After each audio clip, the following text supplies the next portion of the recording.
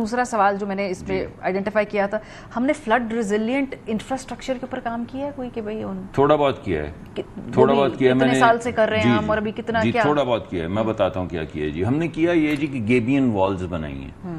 گیبین walls یہ ہوتی ہیں کہ پتھر کو, یہ میں ابھی دیکھ کر آیا ہوں وہاں پہ سوئٹزرلینڈ میں بھی, کو ہم اکیلے نہیں بنا رہے. پہلے میں نے سمجھا یار یہ ایسے ہی ہے, پاکستانی ایسے پتھروں کو زنجیروں سے جوڑ کے کہہ رہے ہیں کہ ہم نے فلڈ سے بچا لیے. میں ابھی وہی گیبین والز جو ہیں جنیوا کے گرد و نواح میں بھی دیکھ کر آیا ہوں.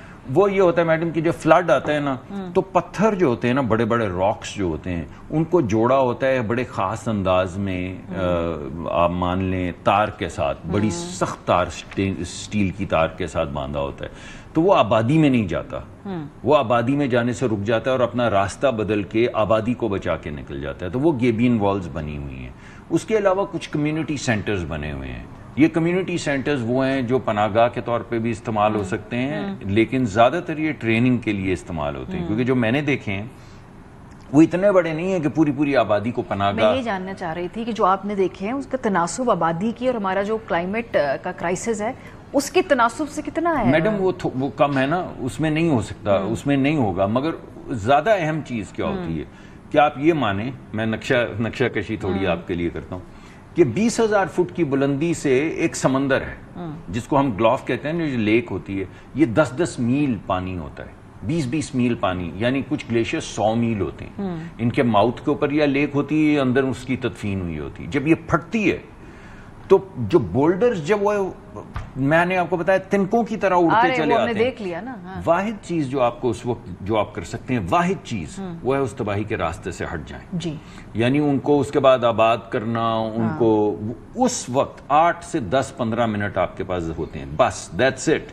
یہ 10,000 فٹ سے نیچے پانی آنے میں 8 سے 10-15 منٹ لگتے ہیں. اس سے پہلے بھی تو کئی سالوں کی, مہینوں کی تیاری ہے نا, ٹو میک شور کہ دریا کے رستے میں لوگ نہ ہوں. جی, وہ اس کے لیے ان کو آباد کرنا ہے. یہ تو پریپیئرڈنس ہے نا. دو علیحدہ چیزیں جی. ایک چیز تو یہ ہے کہ آپ نے وہاں پہ, جو میں ابھی کہہ کر بھی آیا ہوں, درخواست کر کے آیا ہوں گلگت بلتستان, اور وزیر اعظم صاحب کی موجودگی میں کہہ کر آیا ہوں کہ دیکھیں یہ ہمارے بچے ہیں, آپ کے بچے ہیں, ہمارے بچے ہیں. جب یہ اس طرح کے پتھر آئیں گے تو آپ بچا نہیں سکیں گے. آپ بے شک سینکڑوں سالوں سے یہاں رہ رہے ہوں, لیکن اس وقت گلوف نہیں تھے. اب آپ اس راستے سے ہٹ جائیں. اور وہاں پہ ایک بہت اچھی انہوں نے ایک نیا قانون لے کر آئے ہیں جس میں سرکاری زمینیں, جس کو خالصہ زمین کہتے تھے, وہ عوام میں بانٹ رہے ہیں. تو میں نے کہا یار ان غریب لوگوں کو دے دینا, بجائے اس کے کہ بڑے بڑے ٹرائبز آپس میں بانٹ لیں ساری زمینیں. تو یہ لوگ جو تباہی کے دہانے پہ کئی 100 سال سے ان نالوں کے ساتھ بیٹھے ہیں جن میں سے یہ گلوف گزرنے ہیں, تو ان کے لیے زوننگ کریں, یہاں پہ کسی کو آباد نہ ہونے دیں, اور ان کو زمین دے دیں. آلٹرنیٹ دیں گے تو لوگ جائیں گے نا. غریب ہیں وہ بھی ان میں سے بیشتر. جی, ہم یہ کہہ کر یہ ایک تو زوننگ والا ایشو ہے نا, کہ اس تباہ کاری سیلاب سے تو شاید بچ جائیں. ابھی تو سیلاب سے ہی نہیں ہم بچ پا رہے, سیلاب سے تو شاید بچ پائے, میرے گلوف سے نہیں بچ سکتا کوئی بھی. ایک تو یہ بات ہو گئی.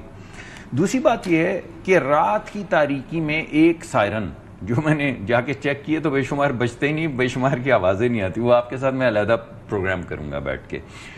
ایک جگہ پہ جہاں پہ آپ نے سائرن بجانا ہے اور 10 منٹ میں اس جگہ سے نکل کے آبادی نے باہر جانا ہے, اگر وہ ٹرینڈ نہ ہو, اٹس ناٹ جسٹ اباؤٹ کہ آپ فلاں جگہ چلے جائیں, اگر وہ ٹرینڈ نہیں ہے کہ انہوں نے اپنے بچیوں کو اٹھا کے نکلنا ہے 8 سے 10 منٹ کے اندر اور اس تباہ کاری کے راستے سے باہر نکلنا ہے, اس ٹریننگ کے لیے سینٹرز بنائے گئے ہیں. وہاں پہ پناہ گاہیں بھی ہیں, تو جہاں پہ تو 30-50 لوگ ہیں, وہ 30-50 لوگ یا 100 لوگ رہ سکتے ہیں. جہاں پہ بڑی تباہی آئے وہاں پہ پھر NDMA کے ٹینٹس جو ہیں, کیونکہ ہر ڈسٹرکٹ کا جو DC ہے, یہ لوگوں کو شاید پتہ نہیں ہے. آپ کوارڈینیشن کی بات کر رہی تھی نا, ہر DC کا دفتر پورے ملک کے اندر جو ہے وہ NDMA کا دفتر ہے.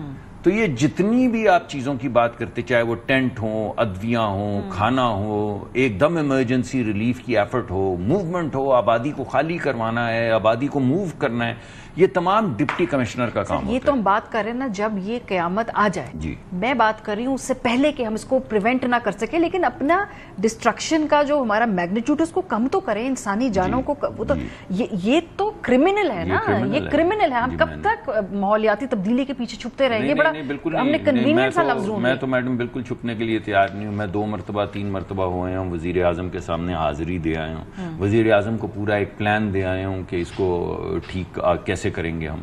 انہوں نے کہا ہے کہ اگر نہ ہوا، میں نے کہا نہ ہوا تو پھر آپ وزیر ہٹائیں.